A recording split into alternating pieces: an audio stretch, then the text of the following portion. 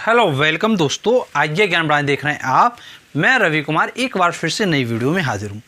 दोस्तों आज के इस वीडियो में हम चर्चा करने वाले हैं bank versus mutual fund versus share market. तो किसके लिए कौन सा बेहतर है और किसको कहाँ इन्वेस्टमेंट करना चाहिए, ये वीडियो अगर आप देख लेते हैं तो आप पूरी तरीके से समझ जाएंगे। तो देखिए इस वीडियो में हम बताना चाहेंगे आपको सबसे पहले बैंक के बारे में। देखिए बैंक में पैसा कब लगाना है और म्यूचुअल फंड में पैसा कब लगाना है और शेयर मार्केट में पैसा कब लगाना है, ये सब चीज़ों को आपको समझना होगा। तो देखिए मैं इस वीडियो में आपको बताना चाहूँगा, ये डिपेंड करता है आपकी रिस्क कैपेसिटी पर कि आप अपने पैसे पर कितना रिस्क ले सकते हैं।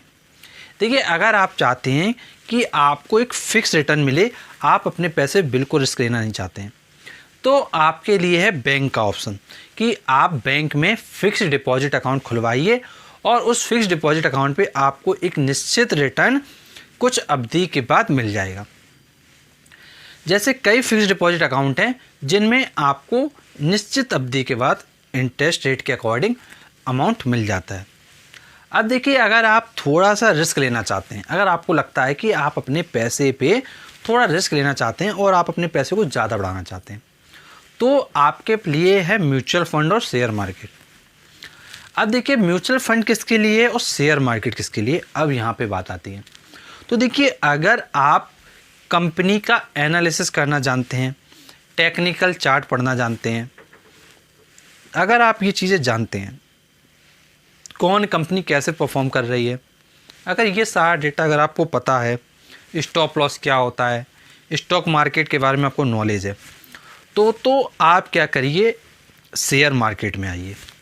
अगर आपको नॉलेज नहीं है और आप रिस्क लेना चाहते हैं तो आप जाइए म्यूचुअल फंड में। देखिए म्यूचुअल फंड में क्या होता है, फंड मैनेजर होते हैं, वो लोग क्या करते हैं, कंपनी का एनालिसिस करते हैं, कौन सी कंपनी कैसा परफॉर्म कर रही है, उसके क्वार्टरली क्या रिजल्ट आने वाले हैं, किस तरीके से रिजल्ट चेंज होते हैं, क्या फैक्टर्स रहते हैं, क्या स्टॉप लॉस रहता है, उनको सारी एनालिसिस होती है। तो फंड मैनेजर आपका पैसा लगाते हैं म्यूचुअल फंड में। तो उस समय क्या होता है कि जब आप कोई एक स्कीम ले लेते हैं म्यूचुअल फंड में, तो फंड मैनेजर उस स्कीम के अकॉर्डिंग जो भी अलॉटमेंट कंपनीज होती हैं उनमें कंपनीज में पैसा लगा देते हैं और आपको कुछ भी करने की ज़रूरत नहीं पड़ता है, केवल आपको म्यूचुअल फंड में पैसा लगाना होता है। म्यूचुअल फंड में जब पैसा आप लगाते हैं तो उसके दो रास्ते होते हैं। एक होता है SIP। SIP का मतलब होता है कि हर महीने आप इतना पैसा म्यूचुअल फंड में अपने अकाउंट से देंगे, और दूसरा होता है लमसम। लमसम का मतलब होता है आपने वन टाइम इन्वेस्टमेंट कर दिया, जैसे मान लीजिए आपने 1 लाख रुपया म्यूचुअल फंड में लगा दिया, ये होता है लमसम।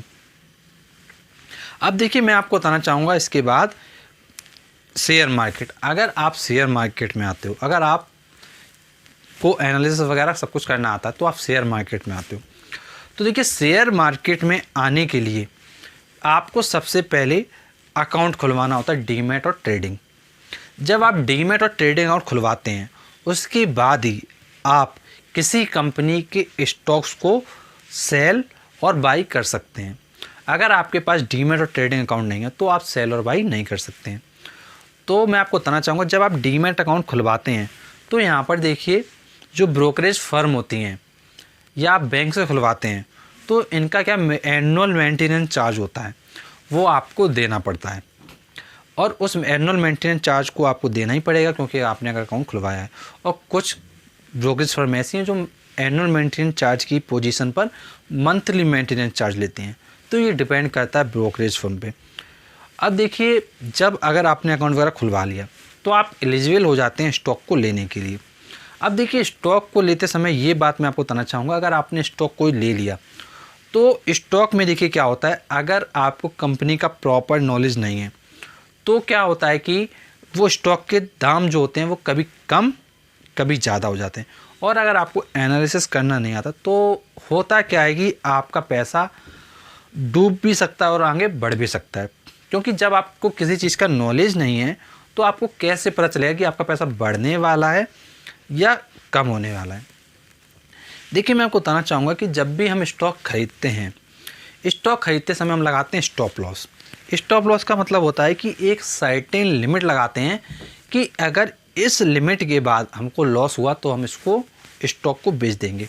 अगर मैं आपको एग्जाम्पल से समझाऊं तो मान लीजिए आपने कंपनी ए का शेयर 500 रुपये में लिया और आपने स्टॉप लॉस लगाया कि हमारा स्टॉप लॉस है 300 रुपये। मतलब कंपनी जब ए का शेयर 500 से अगर कभी 300 रुपये पे आ गया तो हम उसको सेल कर देंगे, तो केवल हमको 200 रुपये का घाटा होगा।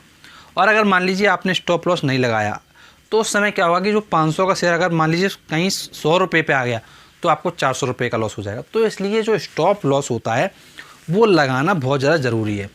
और देखिए एक बात और ध्यान रखना चाहिए आपको, अगर आपको कभी सेल करना है, अगर आपका शेयर मान लीजिए ऊपर बढ़ गया तो आप उसका भी सेट क्राइटेरिया रखिए कि हाँ इतना अगर मुझको प्रॉफिट हो जाएगा तो मैं बेच के निकल लूँगा। देखिए इससे क्या होता है कि आपकी जो अर्निंग है वो बन जाती है।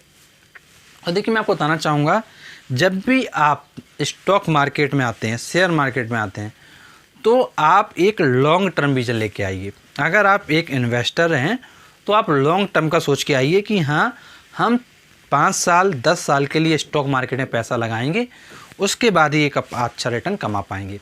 अब मैं आपको बताना चाहूँगा कि रिटर्न के बारे में कि देखिए अगर आप बैंक में करते हैं जमा पैसा तो वही आपको 6-7% के आसपास रिटर्न क्या मिल जाता है।